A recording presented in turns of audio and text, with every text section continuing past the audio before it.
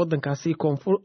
Suudaanta Koonfureed Cabdullaahi Maxamuud Seeraar waxa uu ka mid yahay Soomaalida ku ganacsata waddankaasi isagoo magaalada Jubba jooga ayuu Faarax Lamaana uga warramay xaalka sida uu yahay. dagaalka meesha ku jiro dheer waa magaalada dhinaca Uganda dhinaca ka soo galo oo dhinacaas kaaya booda Jabal Fajuur ciidamo jiraan oo sport fadhiyaan meel buuri ku jiraan ciidamo kale oo ka soo dagaalamaya diyaarado way u jeedaan helicopter kuwa dagaalka laba xabada badan oo la isku adeegsanaya saakada baari waxay bilaabatay mar 2 saac adiga 8 meelaha si bilaabatay yar qabowday kadibna waa darba ay soo bilaabatay dagaalkuna waa goosgoos dhinaca aan ka joogno magaalada dhinacaas kalena mid kale ka jiro dagaal qayb kale ka socoto anagana gudkeeda maqleynaa oo dhinaca Gudeyla xaafad Gudeyla la yiraahdo Roadblock dhinaca looga baxo controlka magaalada looga baxo hadda waqtigan aan wada hadlayno waa galab wax rasaas ah oo aan maqlaysaan ama qaraxyo ah miyaa jira rasaas goosgoos aan maqleynaa oo midda culusa dad badan oo qaxayana waa jiraan oo dadka u dhashay waddankan South Sudan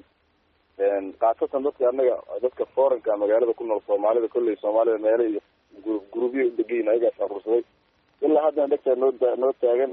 meel u cararnimada oo wadankii meesha looga bixi lahaa waxaan waliya la xiriirno waxay noo sheegayaan in baabuurta la celinayo oo wadada ay xiran tahay marka ilaa xaaladda ay dhinac u dhacdo ama ay maaragtay wax si noqdaan kulli meel hadda uga baxno iyo meel uga bixi karno male dadka Soomaalida wadankan joogana waa ganacsato dad maaragtay meesha ku ganacsado waayo hanti kule qof walba hantigiisii wixii meel uga cararo wixiina ma jiraan marka ilaa xaaladda dhinac u dhacdo meel hadda aadna ma jirto marka hawlihii ganacsiga gaar ahaan hadda Soomaalida oo kale haddaan fiirino saameyn ma idinku yeeshay dagaalka oo mashaqooyinkii baa idinka istaagay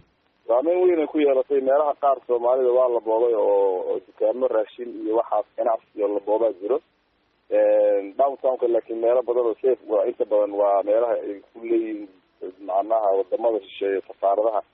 especially safaaradda Mareykanka oo kale ciidamo qaas ah jooga gobolkaas oo dhan waa xiran meelaha gudaha ganacsiga wixii kule waa iska caadi laakiin meelaha banaanka meelo la boobaa jiro xogaa laga qaatay yaraado iyo waxaas iyo markii laga reebo telefoon gacmeedyada wixii laga fudud oo dadka ay qaar arkaana waa laga qaadanayo magaalada xaaladeeda masawir guud haddaan naga siiso isu socodkii dadka iyo gaadiidka iyo howlihii waa sidee ma jiraan wax gaadiid ku socodka gaadiidka ma jiro magaalada saansaan colaadeed waaye oo maaragtay waa dareemi kartaa dadkii oo waxaaba ugu daran dadka waddankan u dhashay oo xamu socdo ilmihii iyo alaabadii iyo wixii madaxa ku wato guuraya ay kusoo gelaya cabaarka dhacdida marka Soomaali dadka waddanka u dhashay meelahan deris magaalada banaanadeeda maybiina aadayaan ama dadkooda aadayaan laakiin Soomaalida day meesha ka baxdo inay toos waddanka u baxaan meel looga baxaro malo diyaarado ma jiraan baxayo waddanka baabuurna ma jiraan marka saasay isaga jeedaan marka Soomaalida waxaa ii sheegtay in rasaas iyo qaraxyo ah maqlaysaan mararka qaarkood wiil Soomaaliyana uu meesha ku dhaawacmay madin ku jira dareen ah in rasaasta la isweydeersanayo laga yaabo inay adinka idin soo gaarto meelihiina ay ku soo dhacdo waa macquul goos meelaha ajoon inta badan difaaciya u dhaw ciidamada joogo ciidanka markii ay soo gaarto xabadana ma kala aabayeelayaan uma dhahayaan dadka rayidana lagu dhex jiro waa iska tuurayaan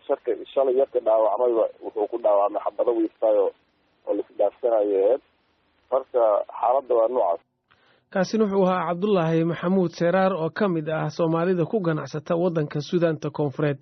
markana aynu dhageysano qaar ka mid ah dhageystayaasheena ku nool halkaasi oo fariin codeed noo reebay